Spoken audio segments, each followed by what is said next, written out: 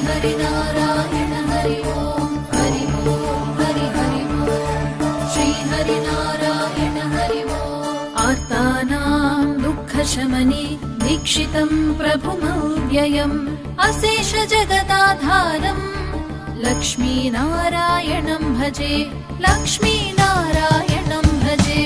अपार करुणां बोधिम् आपद्बान्धवमच्युतम्